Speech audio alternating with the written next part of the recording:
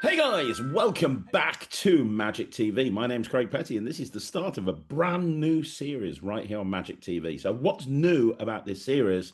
Well, this is officially called the Jess-umentary. I think we're going with the Jess-umentary. I think that's a really good idea.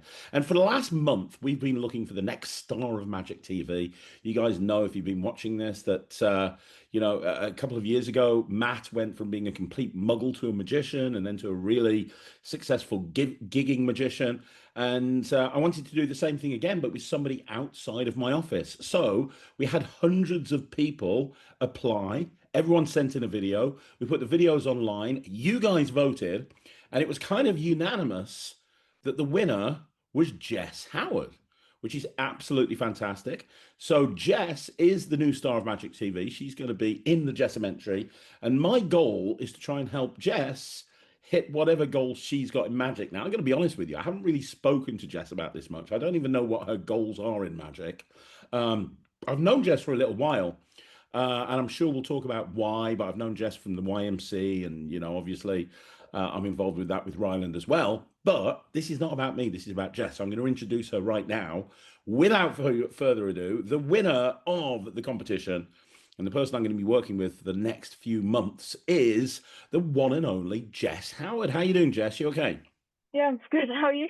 I'm a box of fluffy ducks. Thank you very much. I'm really, really excited. This is going to be super fun. Now, I thought what we do, because I've known you for a little while and I've seen you perform and I've always been very impressed. But outside of what you said in your sort of your video when you applied to do this, I have no idea what your goals in Magic are. I don't know what you want to achieve. I don't know what you're kind of wanting to do.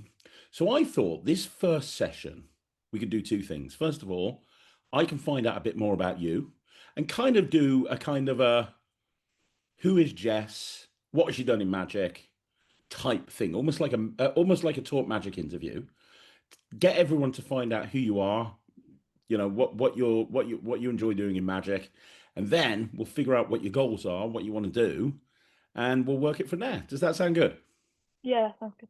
Okay, I'm excited. Right. Okay. So first of all, you are 17, is that right?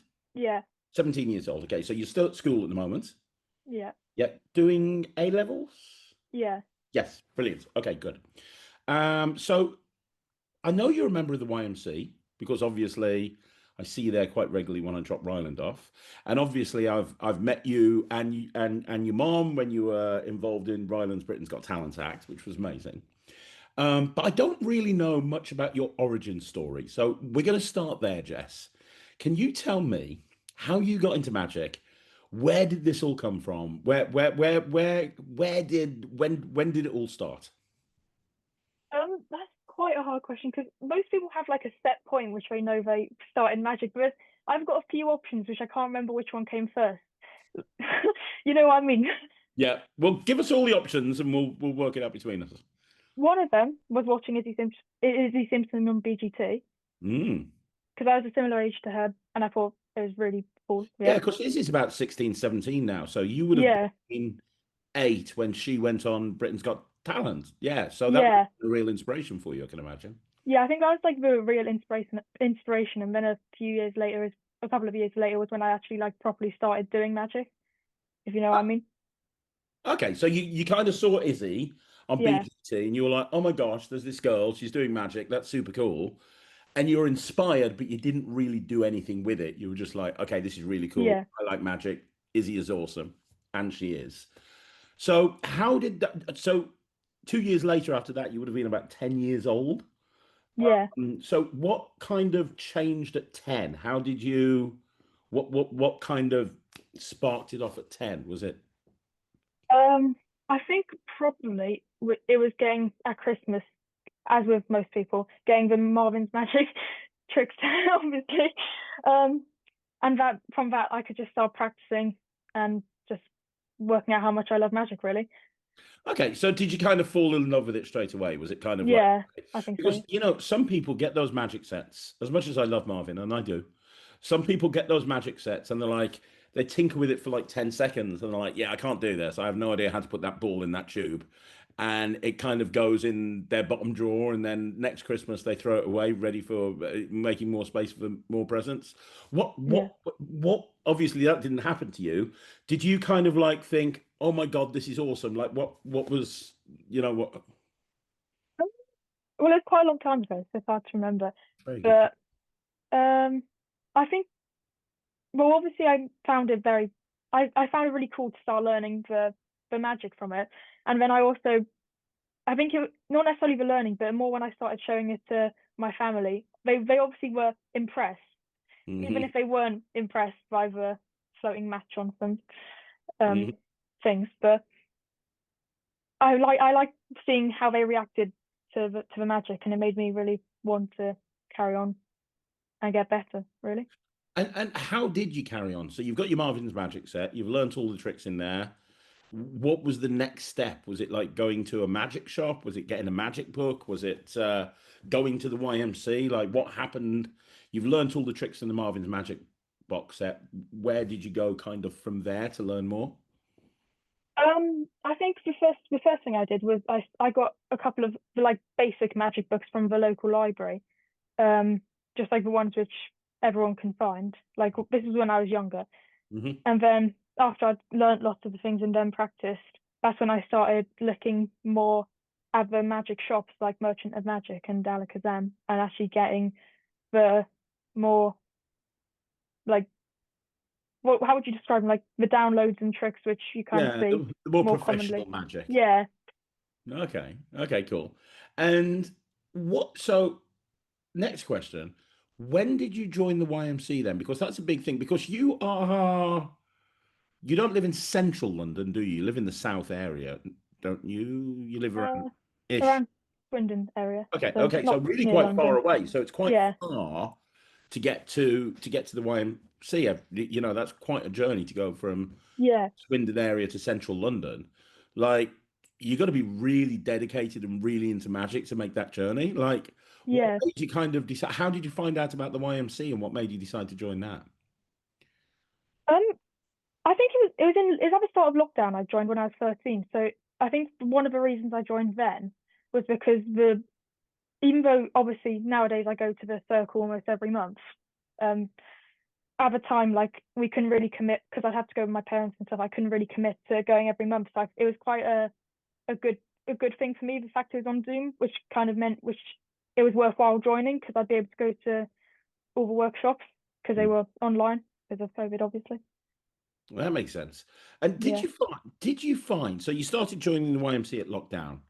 yeah. Did I've spoken to a lot of magicians, young and old, and what they tended to find is their love of magic or what they learned about magic really exploded in lockdown because they were kind of stuck in the house with nothing to do. So they spent a lot of time like reading books. And did you find that as well? Somewhat. I definitely spent a lot more time doing the magic in lockdown, but I'd say it was more after lockdown which I really kind of like fell back in love. Well, not back in love, but like where I really like found like a new love for it, I suppose. Like I was Hmm. enjoying it over lockdown and before, but it was more just enjoyment. Whereas like when I can't remember, maybe 14, 15, that's when I like really realized that this is it. This is like what I love, really. Yeah, Yeah. this is something I really enjoy. Okay. Yeah. And that was kind of about the same time that I met you because you must have been about 14 when you did the Yeah. 14. you must have been about 14 when you did Ryland's Britain's Got Talent and you a bunch of Yeah. others. That was super fun. I mean, did you enjoy that? Yeah. That was like the best time of my life so far at that point. I think that reminds me, I don't know how I forgot that is about the time and the reason why I realized that that is what I love. I love performing. Even if it was only a small part of it, the feeling was just amazing being on the stage with Ryland while he was doing his QVAC. And I'll tell you something, it's scary being on a stage that size. Yeah, Like, you guys that all went out there, I mean, fair play. I couldn't have done that. I mean, walking on a stage that size, in especially in this, because you were there in the semi-final as well. yeah, And to be there on the semi-final when you're live and it's live, right? And And there were so many things going wrong with that illusion as well, if you Oh remember. yeah, the curtain not dropping. Yeah, yeah. Yeah. At some point, we thought that it wasn't going to work. So the fact, it must have been a very nerve-wracking experience for you guys. But it's fun. So here's the question. Um, what type of magic do you like doing? So what do you gravitate to? Because well, first of all, the stage magic and close up, and I know that the YMC focuses on stage magic and close up, and they talk about everything. Is there a particular type or genre of magic that you enjoy doing? Um, so I'm definitely better at close up at the moment, but I found recently that I'm enjoying doing stage a lot more because I've Hmm, recently started working more on stage stuff, and I found that to really enjoy it. Yeah. But okay, obviously, I've got a bit more experience with the close up stuff. okay, and so okay, so I want to ask you a question now. So you joined the YMC. At around about 14 or so, 14, 15, you really kind of fell in love with magic. You've been learning loads, and I know that you've been learning loads because every time I see you, you're doing something new. You're doing something new. It was just a couple of months ago when I was lecturing at the Magic Circle that you won the whole, the member of the month thing for the over 14. So I know how awesome you are. Thank Um, you. and I know that you love magic. So here's the million-dollar question. What is it that you want? You're 17 years old. You're in your final year of A levels. First year. First year of A levels. Sorry, Yeah. I'm very old and I can't remember any of that. So you're in your first year of A levels. So you've got a Yeah. couple of years of that. What are your goals in terms of short term? So when you finish your A levels, what are your goals? And what are your goals long term? You say that you love magic. Is magic Yeah. something that in an ideal world, if I could snap my fingers and make your dream a reality, what would that be? Well, long term, the dream would be to have a Vegas show, obviously, if it was possible. But that is Just like the big dream. anything, Yeah. anything is possible. If you can Yeah. believe it and you can conceive it, you can achieve it. Yeah. That's the big dream then. Getting a Vegas show Okay. in That's good. Vegas. Okay, so let's work backwards from Vegas. So Yeah. ultimately, Vegas show. So um so in order to be a Vegas show, so I'm guessing you want to be a professional magician. You want to make your living Yeah. doing magic. So if you don't mind me asking, when you finish A levels, are you wanting to kind of go into further education and do magic on the side, or would you like to be in a situation at the end of your A levels where you go, you know what, I'm getting so much work, I'm doing so well, I'll take a gap year, or I'm not going to go into further education. I'm being very careful because I don't want to put words in your mouth. I don't want Yeah. you, I'd I don't want actually your mom discussed. mad at me and Yeah. someone turn around and say, "Well, Jess was going to go and do a degree, and now Craig's told her to." Yeah. Like, I, To be a I want to magician. know. Yeah. So you tell me, what is it in an ideal world? If everything went well Yeah. after A levels, what would you like to do? I was actually discussing this with my mum the other day. I think after A levels, before I started this, I was realistically going to be going to university and doing something because there was just no feasible way at that point of making magic work.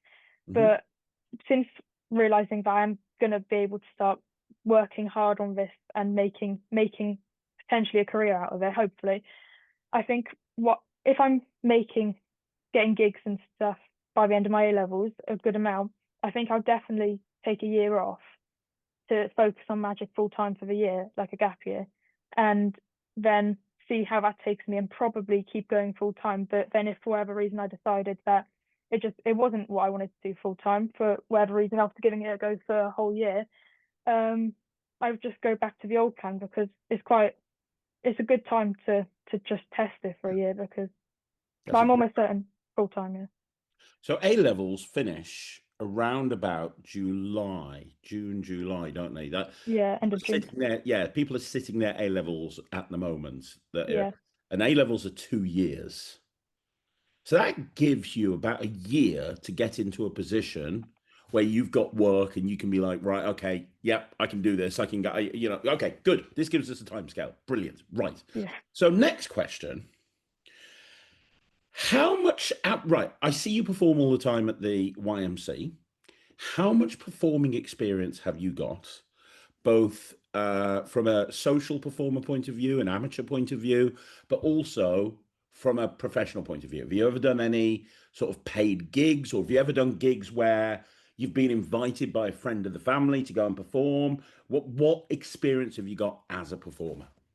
Um, in terms of like professional gigs, I suppose, I've only ever done like one or two close up, like just walk around close up at my local village show, which is obviously not paid. Yep. Um, but that's about it professionally, to be honest. Um, and socially, obviously, I perform with the YMCA as often as I can. I'll show stuff to friends and family, and that's pretty much it, to be honest. Okay. Okay. So I want to ask you a question and be Yeah, completely honest with me. yeah, One of the things that stop people from becoming a professional magician is because they've never performed before, they worry about like, oh my God, I've got to stand up in front of people and perform, or I've got to walk up to a bunch of strangers and start performing and do a trick. Have you, is that something that you would be nervous about, or do you think, I know that you're quite a confident person, so I'm trying to figure out if that would be an issue for you or not, or you think you, um, I think less so for performing like on a stage, like doing a performance, but more so for like walking up to people and saying, "Hey, do you want to see some magic?" kind of thing. Not super nervous, but maybe a little bit, yeah. okay, so maybe we need to do a little bit of work on approaching groups and so on and so forth. Yeah, Okay. Now, next question. Is there any types of magic that you wouldn't want to do? So, for example, like I speak to people, I mentor in the Netrix, like I mentor probably 15 people that are gold members, and every fortnight I'm working with them, and I have done for years. And I've got somebody that's like, you know what? I would never do kid shows. There's somebody else that's gone, I would never do stage. My attitude is kind of like, if you're going to make an income from it, it's best to be able to do everything, because the more you do, the better. But it's also got to be something you enjoy. You don't want to be doing something that you hate, because if you're doing something you hate, you're going to fall out of love with it, and that's not good. So yeah. is there a type of, out of all the different things that you can do as a performer, and we're talking close up, we're talking table magic, we're talking parlor, we're talking cabaret, we're talking big stage shows, we're talking illusion shows, we're talking kid shows, we're talking balloon modeling, even mime. Let's throw mime into the mix as well. Let's just throw everything. Is there anything that you wouldn't want to do? I don't think so, at least to begin with. If as I like get better, I suppose, if there's something which I realise just isn't what I would do, that's a different thing. But I don't think at the moment, no. Okay, so you're open to trying everything. That's Yeah. next question. Do you drive? Um, I'm learning at the moment. Okay. So, because obviously, when it comes to taking gigs, Yeah. having the ability to drive, and now, just so you know, it doesn't stop you. I'm 45 years old and I can't drive a car. I don't have a license. I've never driven in my entire life. I've Oh, made it work. So it's totally not a problem. But I'm trying to just get my head around kind of where we're at in terms of what we need to do with you. So you can are you wanting to learn to drive? Is it something that you're wanting to do? You yeah. kind of I'm take. learning at the moment. Yeah. Okay. So at some point you might pass a test, and hey presto, you're there, which is good. Right. Okay. So next question, and I think I know the answer to this, but I'm going to check anyway. Do we have any sort of promotion? Because you've not done really a paid gig. Have you got like anything in terms of websites or promos or videos or so on and so forth, or anything? No. No. Okay, no problem. That's absolutely fine. This is great. It's like working with a blank slate. This is perfect. Right. Next question. I know you're on Instagram, but I also know it's a private account. Uh, Yeah. and I also know that you don't really post on there very often. Yeah. So is there a reason why you don't post on social media very much? Um, but no, not really, to be honest. I've just never made like a magic account for social media, and yeah, that's Okay. Okay. not really a reason. No. So I think one of the first things that we should do, and I noticed you had some promo shots as well in your Instagram. Oh yeah. from They were great. Was that like from a photo? YMC. Yeah, Oh, that was from the YMC. Okay, yeah, brilliant. So they were really good. They were great. I mean, they were professional level photos for would be perfect on a website, which is amazing. That's great. Not that you've got a website, but trust me, we're going to fix that pretty soon. So, yeah. um, okay, so we don't want to overwhelm ourselves. And I also don't think you need to worry too much, at least initially, about magic, because I think you've got a pretty big repertoire of close up. I know you can do a lot of close up. Yeah. If I said to you, Jess, next week, I'd like to book you to do a half an hour stage show. Could you have you got the material to do a half an hour stage show? Don't worry, I'm not going to book you. I'm just trying to work out where we are in terms of in terms of what we've got here, what we're working with. Um, I probably could scrape something together, but it wouldn't be something that you'd want to book, really. Okay. I love the honesty. That's brilliant. Okay, cool. No problem. That's good. I could do it, but you wouldn't want But it. not very well. Yeah. Great. Okay, so in terms of you as a performer, Yeah. how would you describe yourself? And I know at the YMC you get lecturers every single week, so you know what I mean. What's your style? Um, Wait, can you give me some examples? Yeah, Just so for example, you look at somebody like John Archer, and he's very, very funny. It's comedy first.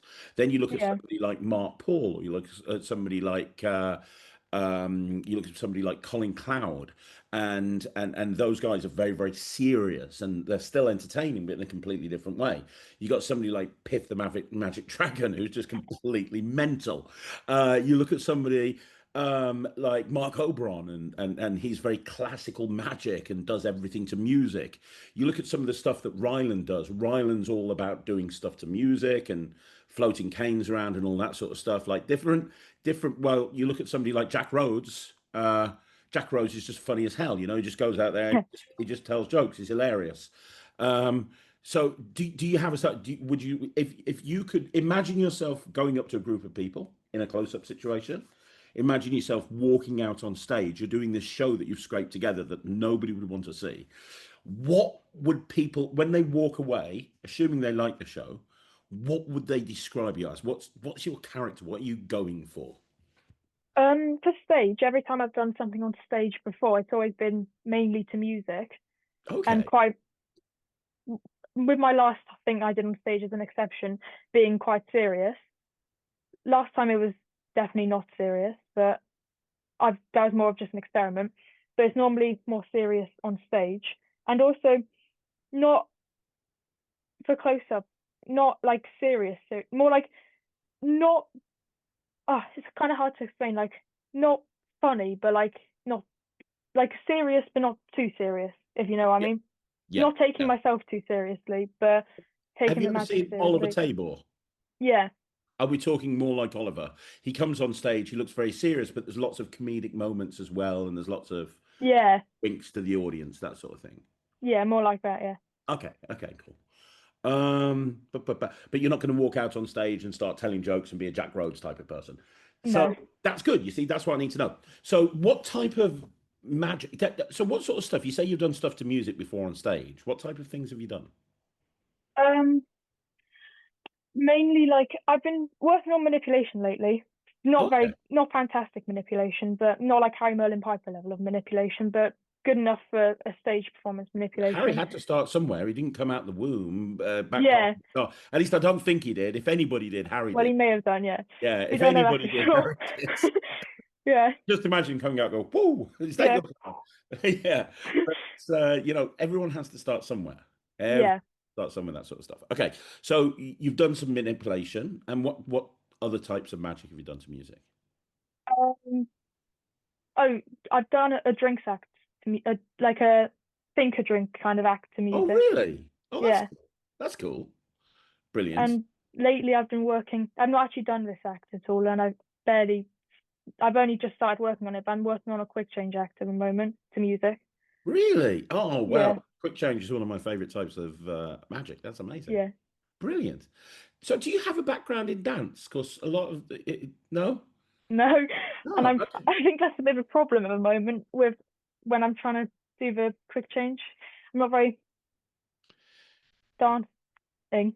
Well, most quick change artists that I've seen, they're dancers first and sort of magicians second. That's what. Yeah. Yeah. Okay. And so, what type of magic?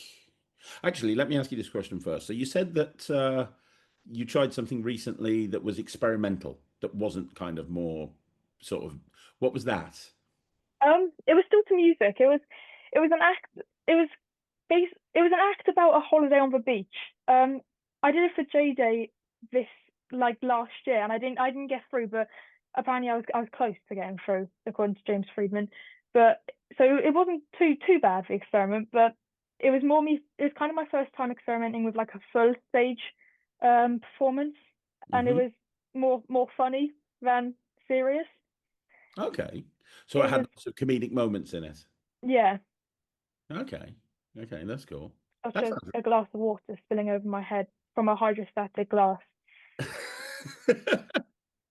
Okay, that sounds fun. Because it wouldn't come out, and then it's like it comes out when you pour it over your head. You know the classic like cake mixture, check it over your head, and it falls on top of your head kind of thing. Brilliant. Yeah, That sounds awesome. Okay.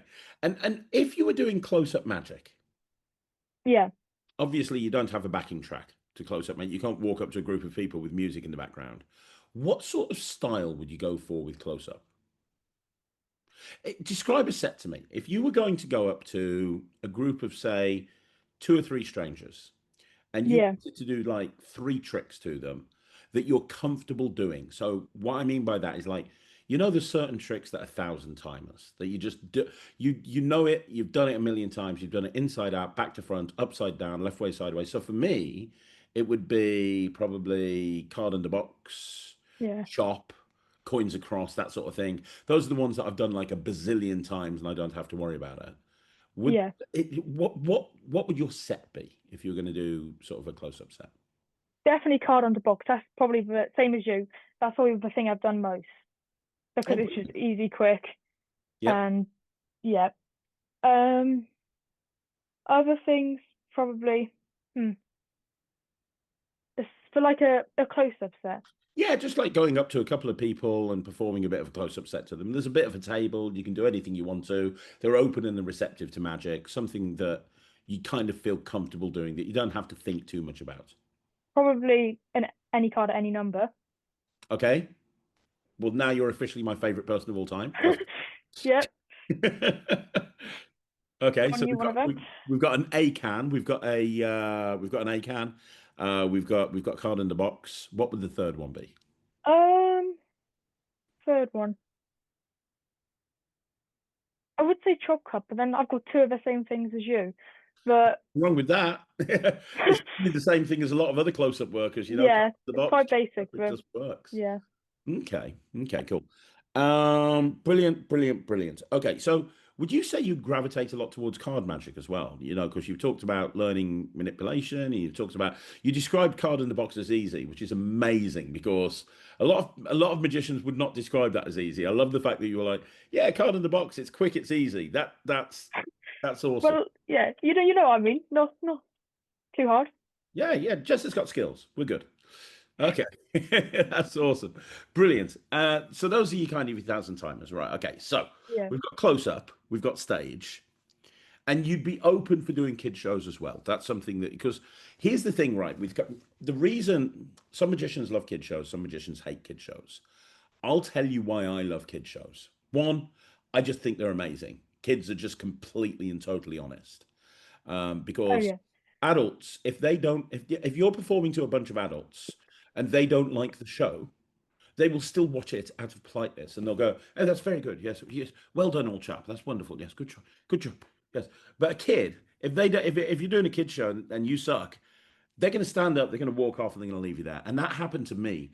Like the first show I ever did, everything. The first kid show I ever did, I was so nervous. Everything went wrong. I was doing it with a Oh, friend. I was doing it with a friend because I didn't want to be there on my own. I was terrified. And he'd never done a kid show either. And we had to do it in front of like 50 kids in a school. Somehow we blagged our way into a school. And he went out and he did 10 minutes and he died on his arse. And I was like, oh my gosh, this is terrible. And I was meant to go out and do 15 minutes after him, and then he was going to come back on. And I was so nervous. I went out, I put a silk in a thumb tip, made it disappear, and I was like, ta-da! 30 seconds. And I was like, please welcome back on stage, Ethan. And I just left and left him there. And there was a stage door at the mm, back. And I walked out the stage door in the car park and just left him to it. I was just, yeah, I was really but I got good at it, thank God.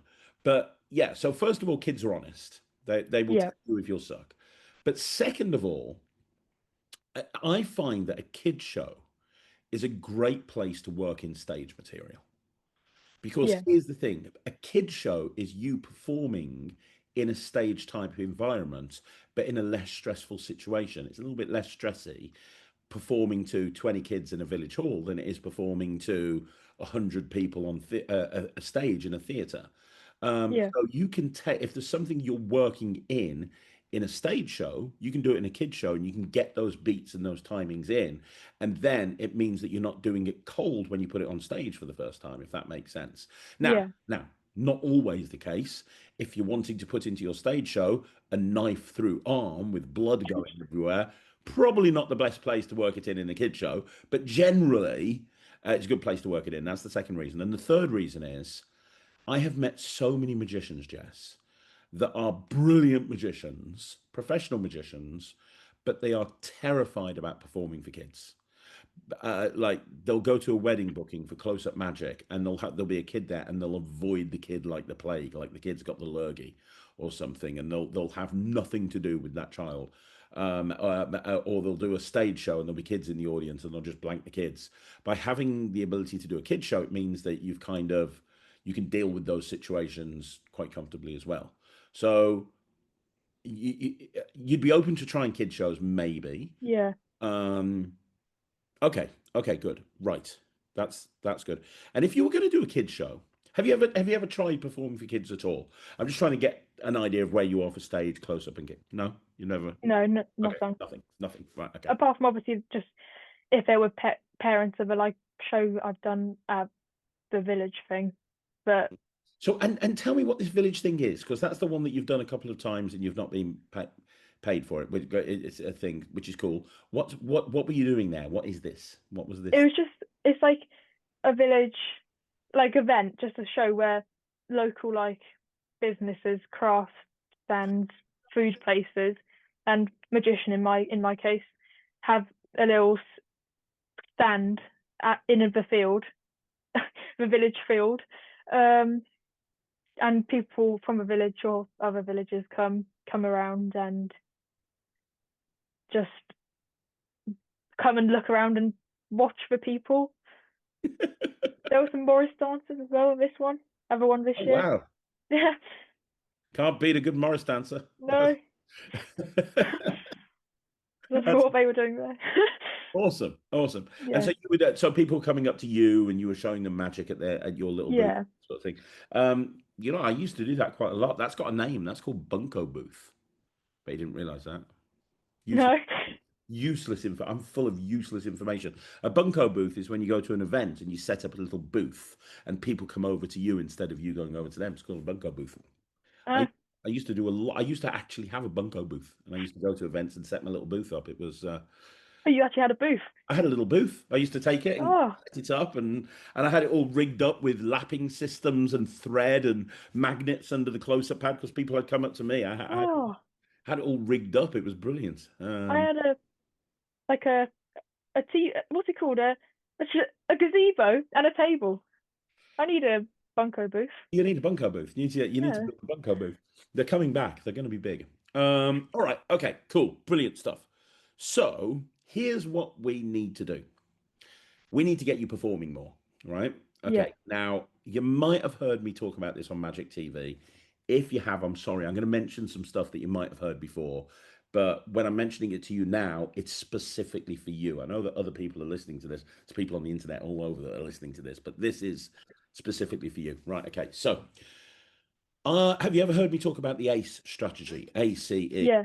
Yeah. My phone, Ryland is so annoying. He's set, I don't know how to change it because I'm old.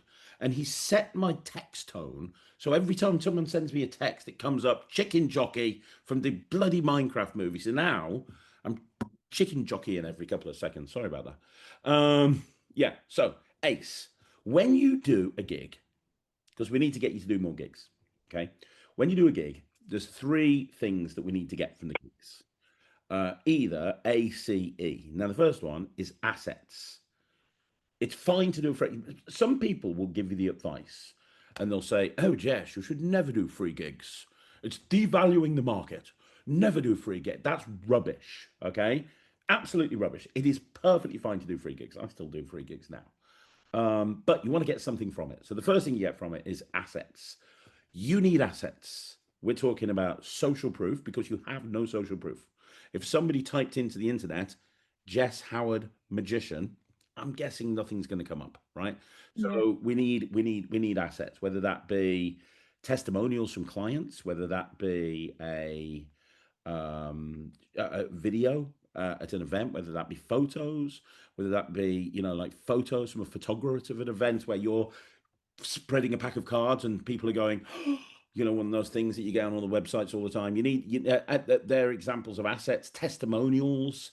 We need testimonials. We need that sort of stuff. We need as many assets as possible. Now, it's difficult to get that sometimes, but it's easier when, people will say, "Can you perform for us?" Well, yeah, I'll do it for free, but I want this and I want this and I want this and I want this. So the first, excuse me, the first one, A, assets. The second one is C, that's plain and simple, cash. They give you money, you do magic. It's kind of a simple trade thing. And the third one is experience. You need a bit of experience as well, because obviously when it comes to um, especially close-up magic, you've never really kind of done a walk around gig where you walk up to a group of people and you perform to that group of people. That's something you've never done. So Yeah. we need experience, we need assets, and we need cash. We also need to build, if you're wanting to be in a situation by the end of next year where you're getting a regular supply of gigs, so you can go into your gap year already gigged up. I don't even know if that's a word. I think I've just made it up. Gigged up.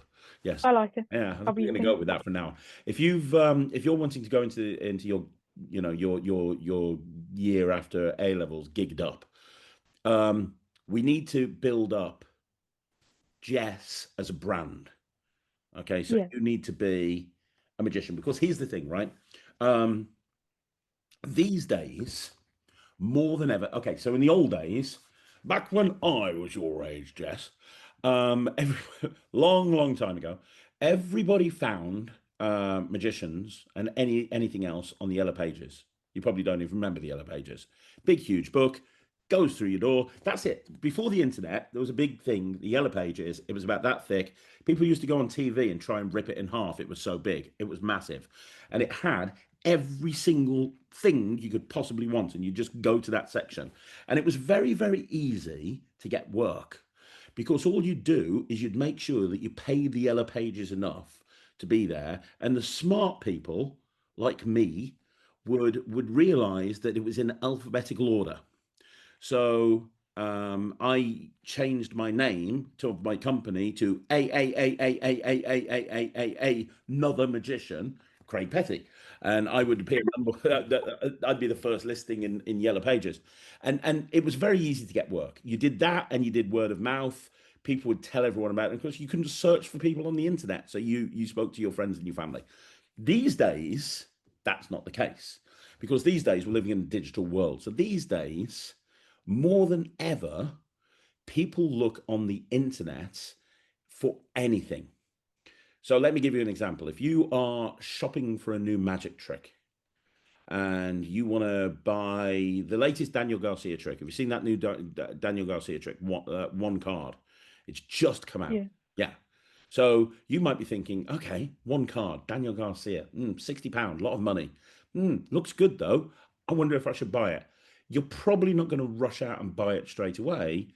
My guess is that you're going to go and ask your friends, first of all, Yeah. which exist on Discord and WhatsApp groups and Instagram groups and stuff. And you'll ask people like Alon and Nia and Ryland, God knows who you guys talk to, but you'll ask your friend group of magicians if it's any good. You might ask people at the YMC, but then you'll probably look at some reviews. You'll probably look at some online reviews. You look at Steve Faulkner. You look at me, maybe.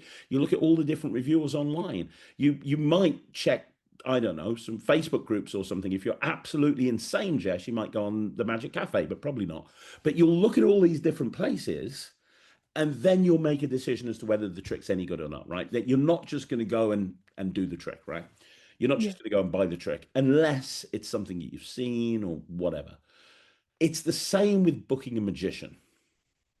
These days, if somebody is looking for a magician for their event, it's unusual for people to immediately just send an email and book the first person that they see.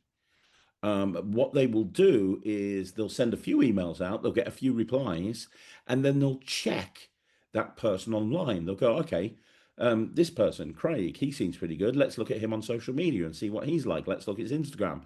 And they'll look at all these different people.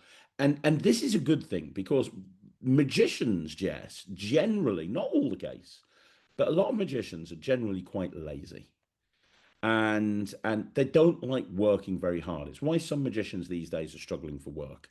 There's plenty of work out there. My company's booking about 18,000 events a year. There's plenty of work out there, but you'll hear some magicians saying that it's quiet and they're struggling for work. And the reason is they're just not prepared to put the work in. Um, the, Yeah. the more effort you put into something, the better you're going to get at it. It's as simple as that, right? So if you can build a brand around you, when people find you and they realize, oh my gosh, this person is absolutely amazing, they'll gravitate towards you and they'll book you, right? Yeah. So that's where social media comes in, and we'll talk about social media in a second. But the other thing that we need to think of, and we can talk more about this next week, but we need to think about doing a website for you as well. Now, you don't have to pay for this, so please don't worry. I'm going to show you how you can get one for pretty much nothing. But having a website is important. Purely because, and here's the thing, some people will say you don't need a website, you can do everything on social media. No, you can't, because you never own social media. Have you ever met anybody, or do you ever know anyone that's been banned off Facebook or TikTok? Or Yeah. yeah, imagine if you used social media as your one and only marketing channel, and then all of a sudden you got banned off that marketing channel. You're, what's the word? Oh yeah, screwed. So you want to make sure that you own your little place on the internet, right? Because, as much as you think, oh, well, I can get all of my work from Instagram, that social media comes and goes. 10 years ago, everyone was saying, oh, I can get all of my work from MySpace. Well, that didn't really work out too well, did it? So what we need to do is we need to have a website for you, because here's the thing, and I'm going to tell you right now, if you want to be a professional magician, the single most important thing above anything else, above magic tricks and technique and card tricks, and above all of that, the single most important thing if you want to be a professional magician is marketing. It's not anything else, it's marketing.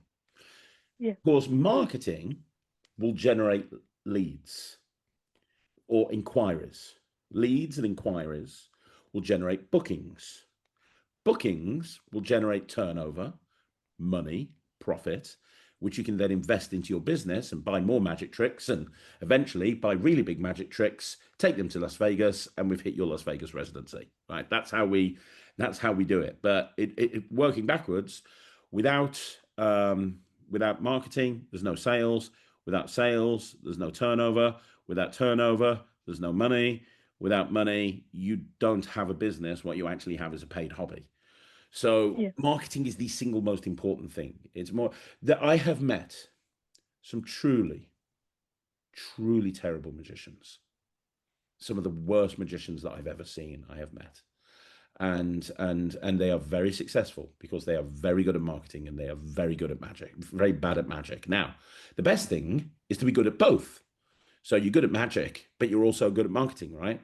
Yeah. Most magicians aren't that great at marketing. So with that in mind, if we accept that marketing is really important, having a website is the most important thing. Imagine that you're walking down. I want you to imagine that there's a shop, and it is the world's greatest shop.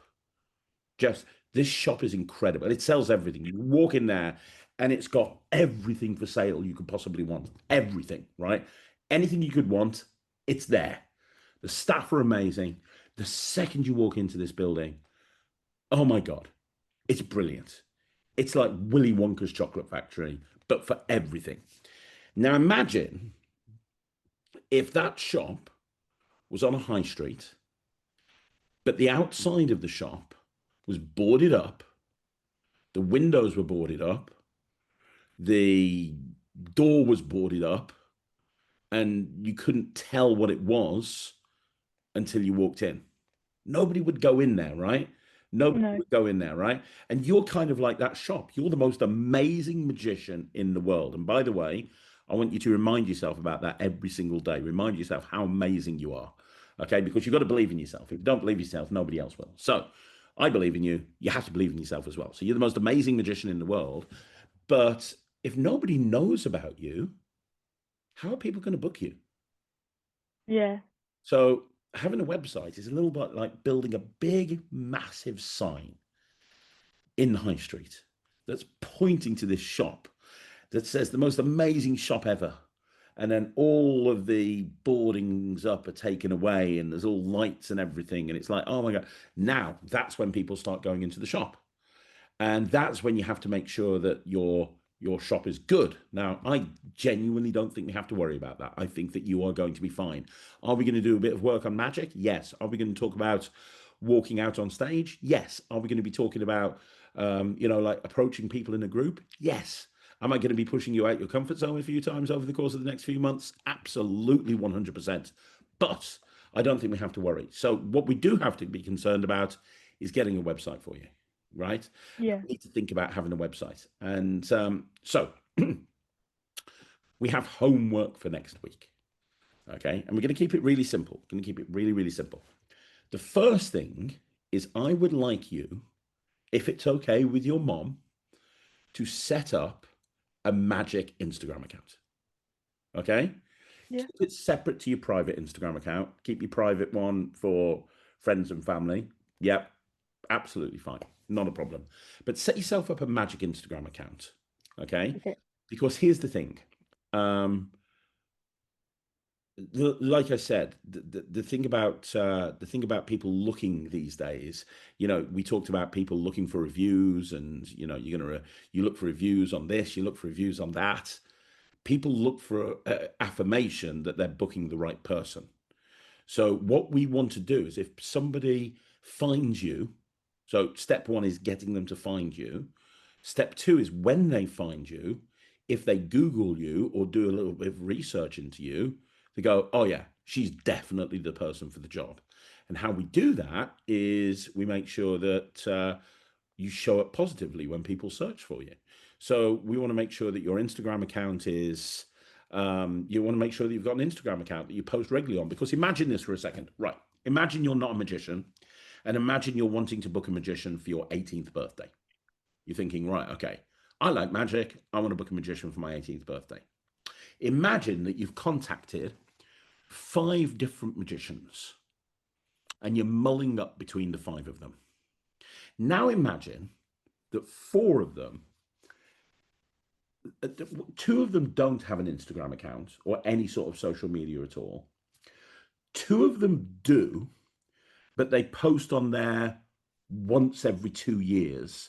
And the last post was a picture of their cat saying, I'm going to be posting on Instagram more soon. And that was 2 years ago. And then there's one more person that's posting videos every couple of weeks. They're posting pictures of them, like holding a pack of cards or doing whatever. And it looks like they're out there performing all of the time. which one are you most likely to gravitate to? Which one looks the most professional and the most likely to be the best choice? The last one. Exactly. Yeah. So, what is the best time to have your social media set up? The very best time, Jess, is before you set up your business. Here's the good thing: you haven't set up your business yet. You're a 17-year-old schoolgirl. So, by setting it up now, it means that when your business kicks off, you've been posting on there for a while. Does that make sense?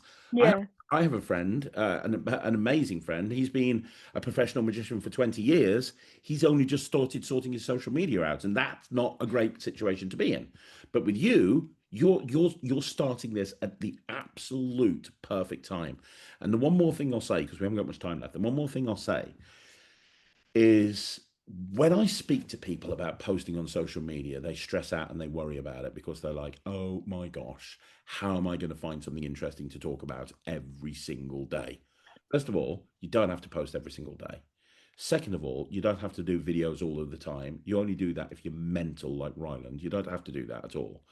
Um, you also, it doesn't have to be about magic. But here's the thing: when people are searching to see if you're the right magician for their job, for their gig, they just want to. They're looking to find out more about you, if that makes sense. So it could be like, I. It could be you're taking a picture of a cup of coffee, and a pack of cards sitting next to the coffee, and it's like practice day, working on some new material. Hashtag Costa Coffee or whatever it may be. One of the biggest pictures that I ever put up is when I go to a gig, I tend to take out everything from my close-up case that I'm going to be doing at that gig. And I just put it on a table, I take a picture of it, and I go, this is my working set. I bet you've seen those pictures. Yeah.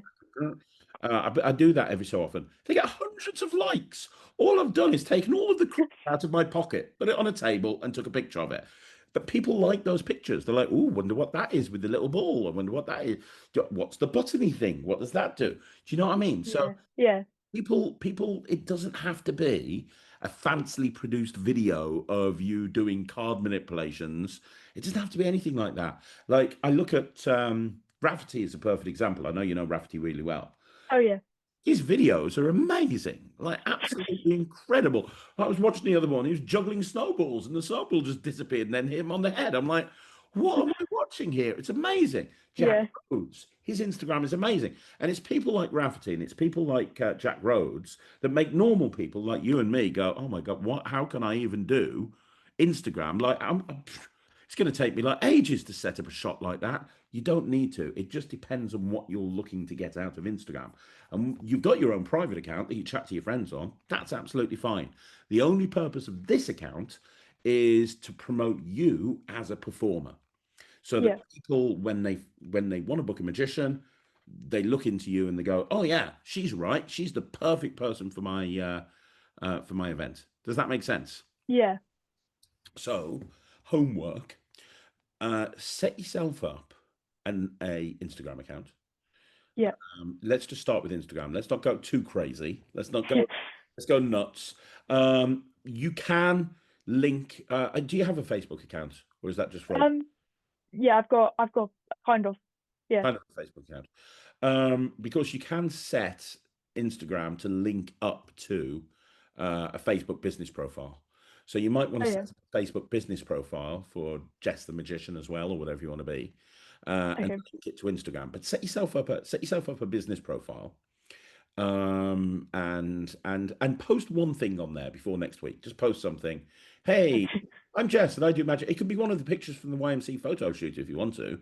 Yeah. Kind of introduce people to who you are and what you do, and then get a few people to like it. Just put it out to some of your friends in the YMC and say, "Hey, I've just set up a magic Facebook, you start magic Instagram account. Can you follow me, please?" You don't want to get all your friends to constantly follow you. You want to get some organic growth on there. But if we've got a few, if you've got a few followers to begin with, that'll be good. So Yeah. that's your homework number one.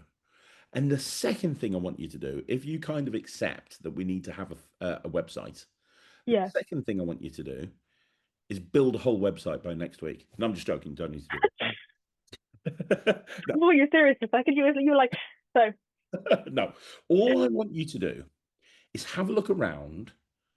Think about performers that inspire you. Okay. yeah, Think about some of the magicians that inspire you and have a look at their websites. Now, we're not going to rip their websites off at all, but in any way, shape, or form, we're going to make something very unique to you. But what I want you to do is I want you to look for inspiration.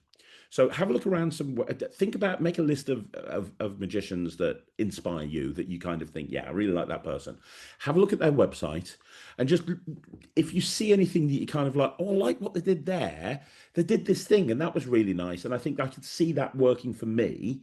Um, yeah, just make a note of that because it'd be nice to know the sort of thing that you, because a website is an extension of you, Jess. Yeah. yeah, It's basically you telling the world, I am a magician. Please book me for your event. Okay.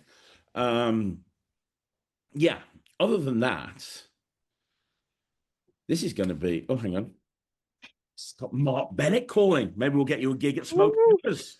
That'd be, yeah, there you go. Him over there. See, this is how important you are to me, Jess.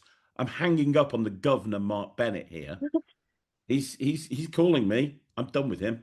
I'm all about you. oh, So that's the homework. Number one, set yourself up an Instagram account, post once at least. And number two, see if you can get some inspiration from other people's websites. okay, Yeah. yeah, And then what we'll do is next week we'll start to think. I want to talk that we're going to be attacking this, so to speak, in a couple of different ways. We're going to be looking at you as a performer.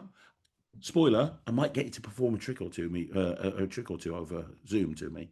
How's that sound? okay, Okay. yeah, Um, and just so I can get a flavor of the type of magic that you're doing and what we can do with that. And we're going to be talking about approaching groups because I think that we could start by getting you. I think restaurants would be a good place as well. Um, yeah, that'd be a good starting ground. But then also we're going to be talking about the business and we're going to be kind of doing everything all together. And it's good that we've got a goal. We've got a year to get you, Mark Bennett again. We've got a year to get you into a position where you're kind of getting lots of gigs. Yeah. yeah, We can definitely 100% do that. And at the same time, keep working on the car thing because that would make things a little bit more easier. oh, yeah. If you can get from A to B a little bit easier. Other than that, do you have any questions for me? Um, no, I don't think so. I think I'm happy with that. Yeah, Okay, so are you excited? yeah, really, really excited. I can't Awesome. wait. So, Awesome. You are brilliant. You are amazing. Remember that. Tell yourself that every single day. You are absolutely brilliant. And I will contact you over the weekend and work out when we're doing another one of these next week. yeah, I'll give you a few dates. And yeah, outside of that, this is super fun. This is great. yeah, I'm so glad we've got a schedule to hit. And I'm also so glad that yeah, you're going to be brilliant. This is going to be amazing. This is going to be amazing. So yeah, get your Instagram account set up, get your website set up, and that's all we need to do. How's that sound? yeah. That sounds really good. And while we're recording, I just wanted to for your to so everyone knows that Alan helped me a lot with my video. Alan, I am he helped not me surprised. Alon is a get here. genius. Alon is Yeah, amazing. Alon is one of my favorite people in the whole of the world. You know, I'm doing another lecture for the Alon Magic Society. yeah, in Yeah. June. Yeah, So, oh, so this I'm month very, is June. yeah, this Yeah, month I'm doing another yeah. lecture. So I really should plan it. I don't know what I'm doing. I don't even know what it's about. I don't know. No, I'm sure you'll come up I with might do something. an hour of magic with plasti dip. How's that sound? Yeah, But yeah, no, Alon is incredible. Alon, I'm not surprised yeah, you're friends with Alon because he surrounds himself with incredible people, and that is definitely you. So I'm going to wrap this up, guys. yeah, That's the first episode of the Jess-umentary. We'll be back next week with another episode. Let Jess know what you think in the comments down below. I'm super excited to work with her. I think this is going to be amazing, and you're going to be seeing her go right up there. You're going to be blowing people away, Jess. This is going to be super exciting. So until then, thanks very much for checking out Magic TV. I'll see you again soon. My name's Craig, and this is Jess, and this has been the Jess-umentary.